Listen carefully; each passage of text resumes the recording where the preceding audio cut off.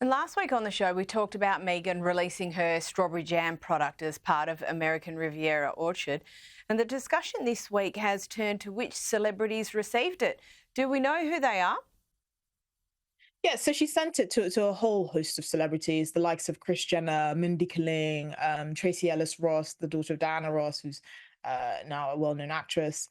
So she sent it to kind of the who's who of Hollywood. Some of them went on her podcast, the doomed eventually failed podcast by Spotify that she had before it was cancelled. And so, she's trying to subtly create some buzz. These people putting it on their social media saying, thank you so much for our jam, Megan. We've never had jam before. Is kind of drumming up the hype that they would like. There's obviously been a bit of a competition indirectly with the royal family's jam, the jam that they sell, and Meghan's jam. People are saying there's been an uptick in sales basically for the royal family's jam because people prefer to support the royal family's products as opposed to Meghan's products. Even though Meghan's jam isn't on the market, she's just sending it to celebrities to create buzz. And we'll see where it goes. It's a bit strange that she kind of went from a working royal, even though she wasn't in that position for long, to kind of like a Martha Stewart, influencer type wannabe. It should be an interesting transition. I'm sure people are waiting to see what she does with the brand. American Riviera Orchard, though, is quite a mouthful. I don't know who advised her on that name, but it sounds like some sort of series, or it's just I think she could have chosen a better name. Yeah, and I did not have Battle of the Jams on my bingo card for 2024. But anyway, royal family news is the gift that absolutely keeps on giving. But still on American Riviera Orchard, and I do agree, it's an absolute mouthful. We understand that Meghan is struggling to find a CEO for the venture. Yeah, so apparently there have been a few candidates that have been considered for the role. Again, it's not surprising because Meghan, I don't think she has the skills equipped to be the CEO. She'll probably just be the face of the brand. Since she and Harry moved on from the UK, it's clear that the only role they can carve out for themselves is some sort of influencer type role where they lend their names and their soon, I suspect, to be defunct titles to anything that they do. Apparently they've been struggling to recruit a CEO. They've interviewed a few people. I have this sneaking suspicion that Meghan wants to hire like a woman of color. I don't know why. It just seems like something that's very on brand for her. And so she's kind of looking for the right PR fit as well for the CEO for this role. It's curious which kind of person will take it on. Gwyneth Paltrow's lifestyle brand Goop also has a CEO as well. So it's not something that's unusual, but we're just waiting to see how this kind of evolves. We know Camilla was on the receiving end of some scathing criticism in Harry's memoir Spare, almost 18 months down the track. And we now learn about what was allegedly going on inside the palace at the time. Can you fill us in?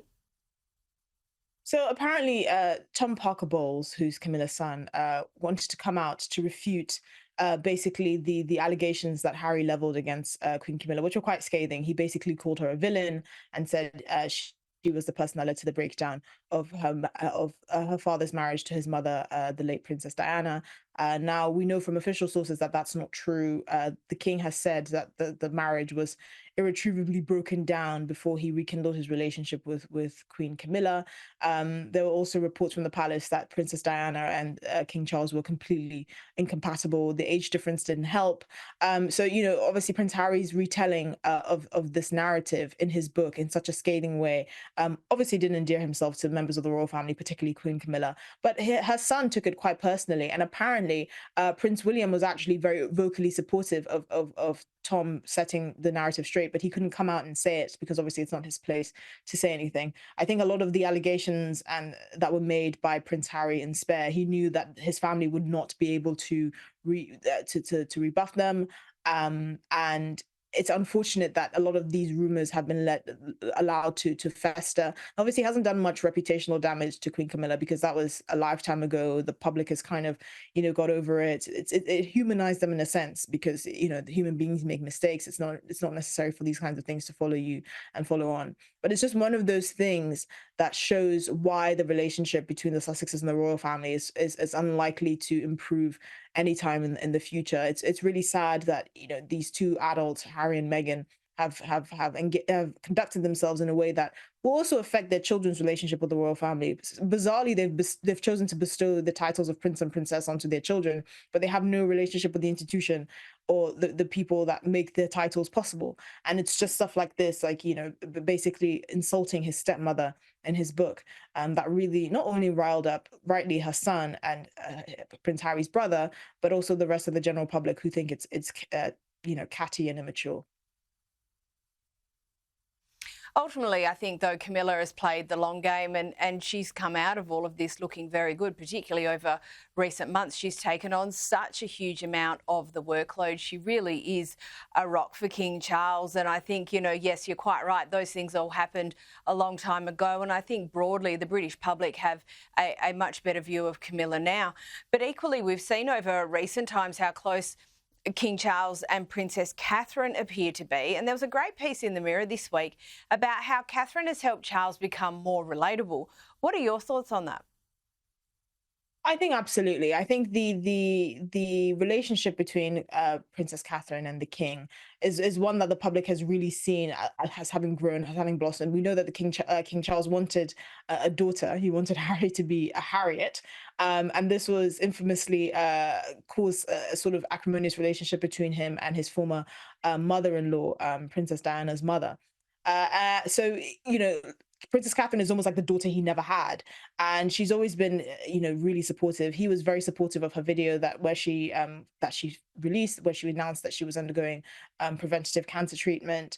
In her documentary, or the King's documentary for his coronation, you could see that she was almost like a bit of a rock for him. She's been very supportive during Prince Philip's funeral. She was very comforting to King Charles, and their relationship has really just gone from strength to strength. She's become such a pivotal figure in the royal family, in the institution, and she's very key to his reign now. He's waited his whole life to become king, and the people that he has around him to support him are very important. His son William, his wife Queen Camilla, and Princess Catherine. Even now that she's undergoing cancer treatment, she has 3 children to take care of, and she has a lot of still work to do. And once she comes back in the fold, I suspect, after undergoing her treatment, or until she's sufficiently well enough to do that, I'm sure King Charles will also appreciate that added support. King Charles has gone back to official duties, limited official duties this week, because he's been clear that the doctors are happy with his progress. But the kind of support that Princess Catherine has lent him has been, immeasurable. And I'm sure deep down he hoped that something similar would have been the case for Meghan. I'm sure it would have been a huge asset to the royal family, but unfortunately that didn't turn out to be the case.